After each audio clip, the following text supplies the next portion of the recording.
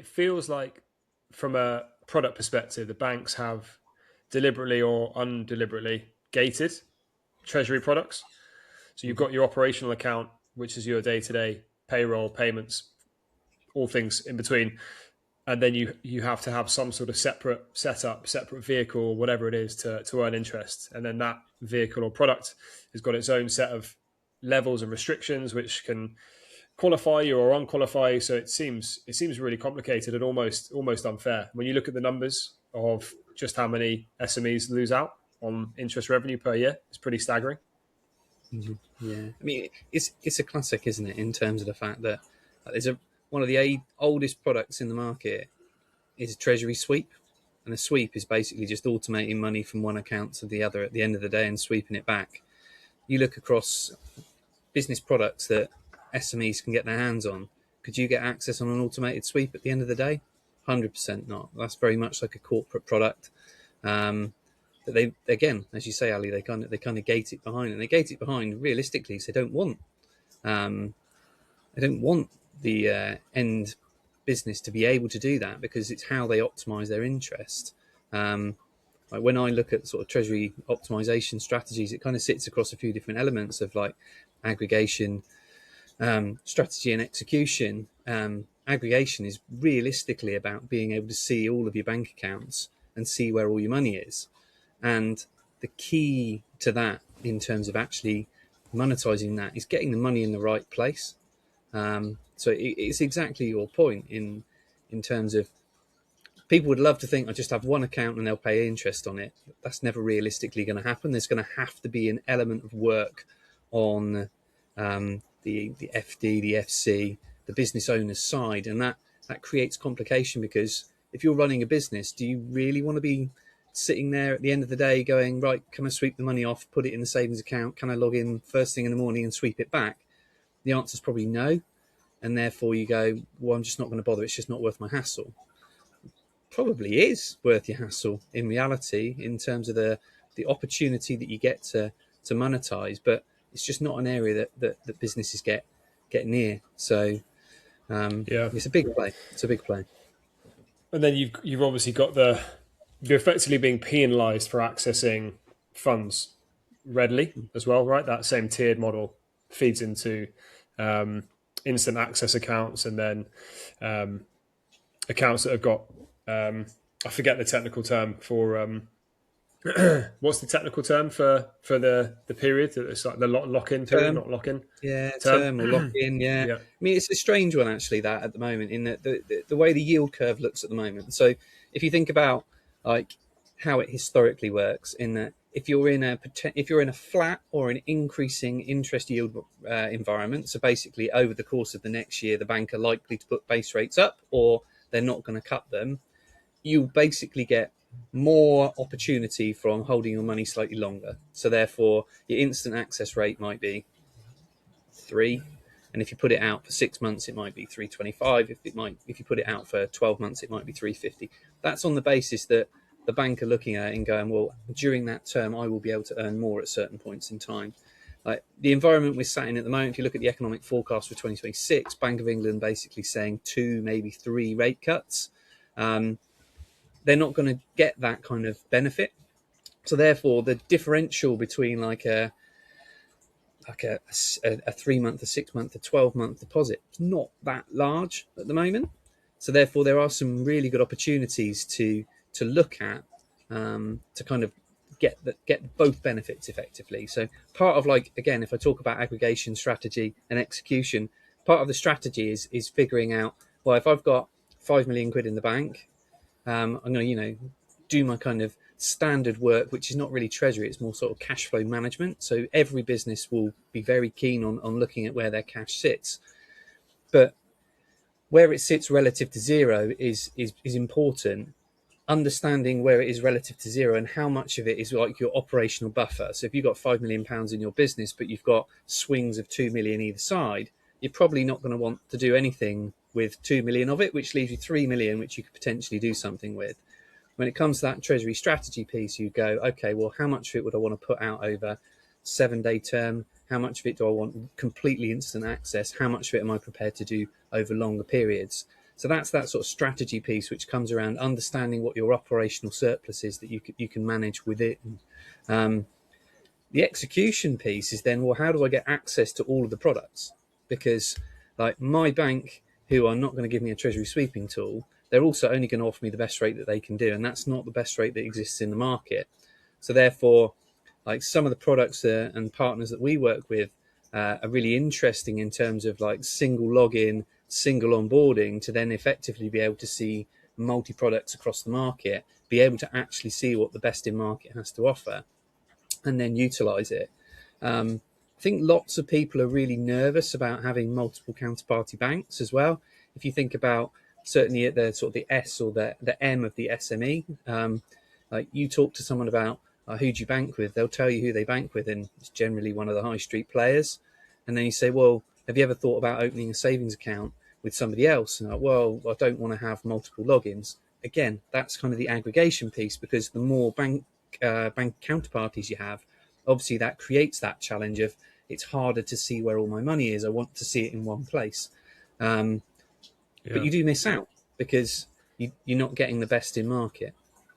I've heard you use the word surface, which I really like in that context. You're being Yeah, able to, as a business owner or an FC or an FD, to be able to surface multiple accounts that you operate and own across different platforms and different web browsers, different apps. It's not an easy task. I've been on no, demos before where we've spent the first few minutes waiting for people to log in, and two FAs lock them out, or the code hasn't been delivered, and that's not an intuitive way to start a day. So back to your yeah. point around consolidating and having an aggregator makes perfect sense. And they're much easier than they were a few years ago as well. You think of the kind of the inception of open banking and APIs. You can get these layers which enable you to at least see where you are across the bank. And it, for different scales of institution, it will sound like if you've only got one bank and I'm talking about aggregation, you go, I don't know what the problem is. I just log into one bank and I can see where it is, and I can see it all on one page because I've only got 3 accounts. I'm single entity, single bank. And I'll take a very extreme example where I was before. Like we were 5 entities across 3 different jurisdictions. We had nearly £1 billion worth of client money that we managed across 1,600 bank accounts and 40 different currencies.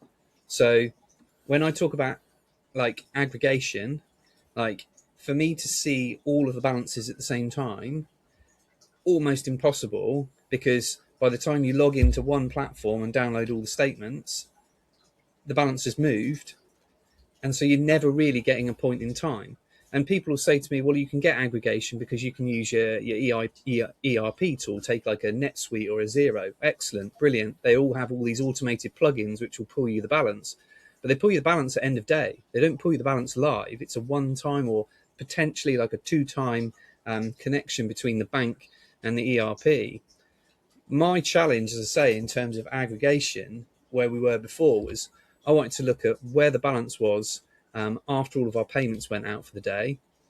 And if I've got an interest rate differential between my Citibank dollar rate and my RBS dollar rate, I want to put as much money as I can in the dollar account after all the payments have gone out. But I have to get the money back from that RBS dollar account to the Citibank account before start of payments going out the following day. Otherwise, I create an operational risk, because if I haven't got enough money in the account, I can't make the payments. So therefore, like treasury aggregation is that piece in terms of, if you talk a lot about optimizing yield, people will go, it's all about getting the best rate on the account you've got. Don't get me wrong, that's important. Getting an account which will pay you close to base rate or base rate plus, brilliant.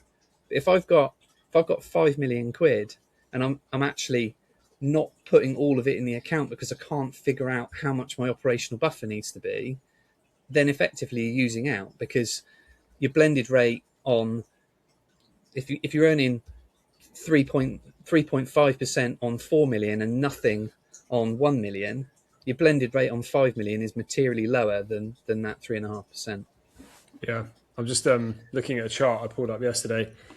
So these are easy access averages across some of the high street banks. We've got HSBC offering 1.9%, Barclays 1.5, Lloyd's 1.6, NatWest 1.5, RBS 1.5, Santander 1.5, Nationwide 2, Metrobank 1.5, TSB 1.5. There's a slight range up to 2% on there, but if you took an average, it'd be about 1.65% as an average easy Yeah. access rate, which, as you said, is the best rate they can offer you, but it's definitely not, definitely not what great looks like in the context of earning interest. And I think it as well is a massive education piece here. We've talked a lot about this in terms of, you know, there's a whole generation of people, and I would include myself in that. So, I trained in practice in 2006, qualified accountant during the banking crisis. Effectively, base rates went to zero pretty much for an entire generation of people training and getting into their early um, elements of working within a business. So, therefore, treasury management within like a pure play FC, FD in a manufacturing business, it's kind of non-existent for a certain generation because you didn't need to do it. Well, there was nothing to manage, whether you put it in your current account or whether you put it in your um, deposit account. It didn't really make any difference, to be brutally honest. So therefore, it's almost like a skill that has kind of disappeared from the kind of the standard qualified accountant. Um, Over the last 5 years, it's kind of started to pick back up as interest rates have started to increase over time. But realistically, again, there's a generation teaching, a generation coming through who haven't really had to have that core experience. Now, people say, oh, well, bigger institutions have sort of corporate treasurers. Well, they do, but you're actually talking really big institutions who can afford to pay for a fully fledged corporate treasurer. Like, my background is not corporate treasury. My background is finance, commercial finance, and accounting. Like, the reality for me is that because I worked for, a payments business that had a lot of money in it, and I've worked for banks where tracking interest rates has been a kind of a fundamental part of it. Like, I've got pretty strong background in following that correlation between rate and interest.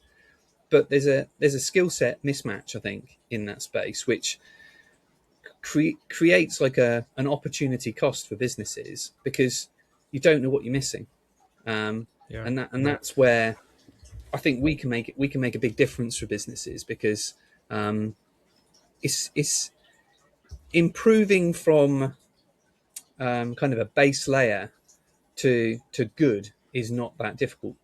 To go from good to great, that's where you might need like a corporate treasurer again, but we can help you bridge some of that gap. But to kind of accept that you can't earn the good levels of return just because you don't have a corporate treasury function because you're not big enough, I don't think that's realistic. I think there is an opportunity to kind of seize on some of the products that are in the market now. So again, like 2 3 years ago, some of these aggregation tools didn't exist. Some of these single onboarding execution tools didn't exist. Some of these short-term forecasting tools, some of the bits that spit out of your natural ERP in terms of being able to produce a cash flow forecast, really, really useful. There's some great tools out there to help the FC, the FD within businesses to do this. And then when it comes to actually kind of creating a bit of a treasury strategy, like there's some quite simple fundamentals that can be explained that will really help. yeah. There's got to be some hangover, if you like, from personal saving habits as well. I know that I've had plenty of opportunity to move away from my banking partner to open up other savings accounts, and you sometimes get halfway through the process, and like a lot of digital acquisition journeys, if you don't complete it within a certain amount of time, then you can almost guarantee that you'll never finish it. And I've been there myself, so I know what that must feel like for a business owner or for a small firm where there's people wearing many hats to go through that process. Particularly now when onboarding with banks is probably the most challenging it's been. There's plenty of chatter about banks offboarding certain industries and customers that don't fit their segment, and people are worried that I'm going to have to go get a certified copy of my birth certificate to open an account, and that isn't reality. But there's definitely a perception that opening up multiple accounts is going to create a massive administration headache, and then as you covered earlier, it's going to create an operational strain where they have too many plates spinning and not enough control over them. And I think that that has definitely been a problem, in that people are worried about the admin of opening them, worried about the admin of having them all, and therefore just go, well, the juice is not worth the squeeze, it's not worth the effort, there's not enough upside. Well, I'm categorically saying there is enough upside, and I think the tooling that exists now means that actually aggregating what you've got, there are ways to do that. Finding places where you can do a single onboarding to give you multiple access, that exists as well. And those are really important plays, because I'm not going to downplay the admin that can be associated. As I say, coming from a background of like 1,600 bank accounts across 5 entities and 40 different currencies, and as you said right at the start, Ali, some of those accounts interest bearing, some of them not interest bearing. So we had some strange circumstances at the very start whereby our operational payments could only go out of one account, but we only earn interest on the other account. So therefore, without that kind of overnight sweeping element, we could, in theory, have £100 million sat in one of the tier one banks overnight and earn nothing on it because it didn't move into the account that it would have earned interest in. And that really is, that is the banks benefiting from nothing, really. Let's be honest. It's just the function of what they can do. It's the nature of what there is within their gift to be able to do. Yeah, you mentioned integrations earlier as well, and that's a huge part of the finance space at the moment. Embedded finance is the biggest, the biggest concept or the biggest phrase within financial services, and it's allowed loads of really cool companies that offer treasury, settlements, payouts, pay-ins, all functions to do with corporate finance and banking. Allow them to integrate into more mainstream platforms that might link back to ERPs or specifically accounting software as well. So again, it comes down to education, trying to sift through demos and pitches from 50 different companies that all invariably offer a slightly similar proposition, maybe under a different guidelines or a different brand outfit with slightly different terminology, but you kind of get the feeling it's the same product if you boiled it down. Spending time reviewing that, analyzing it, again, is hard work. And I imagine you'd probably lose your mind if you did it for too long, and therefore people stop doing it. Hence why they have their preferred suppliers, and it's very difficult to shift them. But from an advisory perspective, that's where we can add the most value from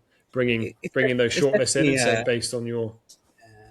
There's definitely like an inertia here, isn't there? In terms of like, first it starts on the journey of I don't have time to do it, and I don't think the effort is worth it.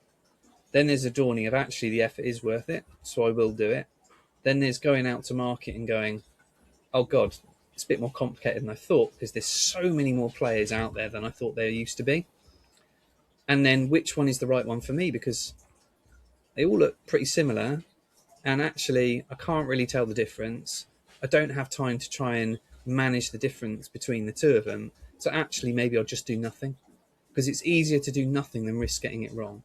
And that again is Yeah. where like it is the financial services sector right now is both thriving and just becoming more and more confused, because there's so many new entrants. Like the barrier to entry is kind of reduced, I think, in terms of certainly on the tooling side. Like, you know, the FCA regulation, the banking kind of license requirements makes it very difficult to become like a deposit institution, because you effectively need to be a bank, or an authorized payment institution.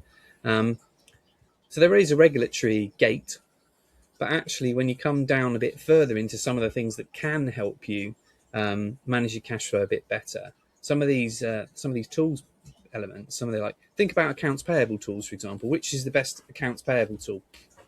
So I'm not going to try and make that comment right now. There's a lot of them, all professing to be really, really good. They probably all are really, really good. And one of the things they'll tell you is manage your cash flow better, because you'll be able to better understand when your payments are going out.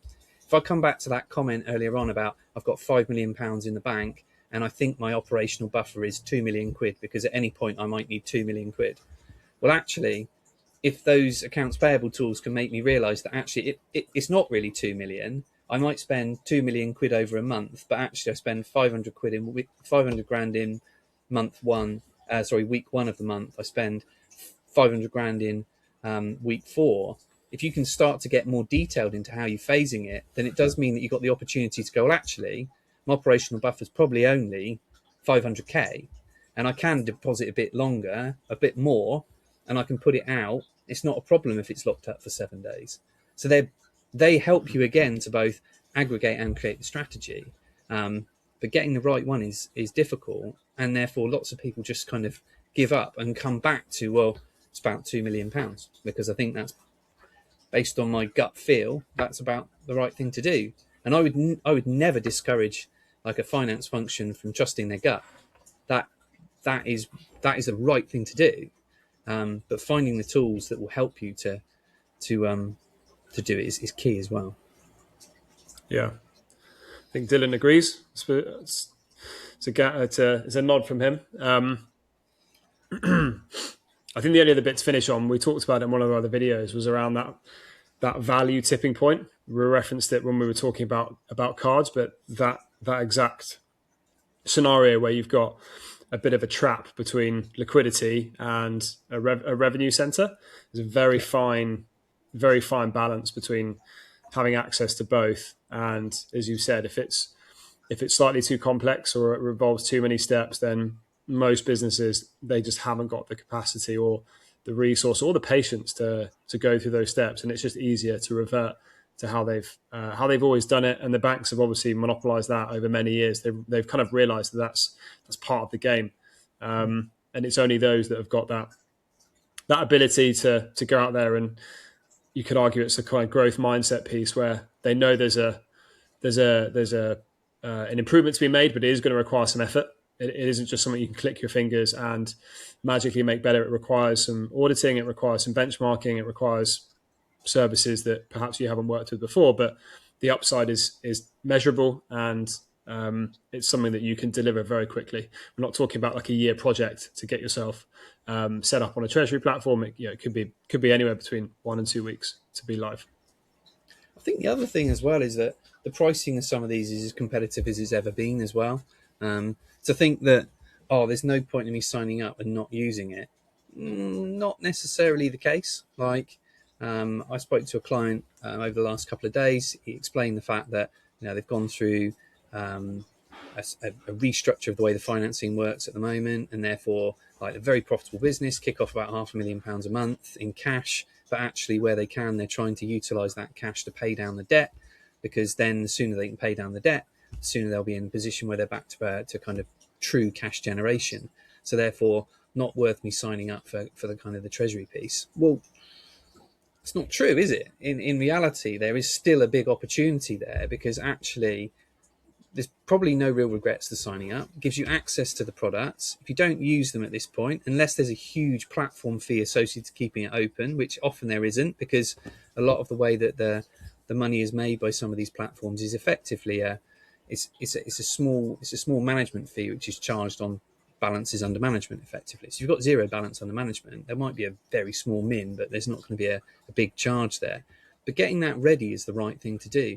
Equally, you might pay your finance down at the end of the month, but if you're kicking off 500 grand over the course of a month, if you look at the straight line on 500 grand from 0 to 500, the average is 250 through the month. So by just not doing anything, you're still missing out on earning interest on that 250 grand that's there, because you could have done, because you're going to pay it down at the end of the month. So again, thinking through how, like, the shape of the business works, when those pinch points are, it does create opportunities, even where you might not necessarily think they exist.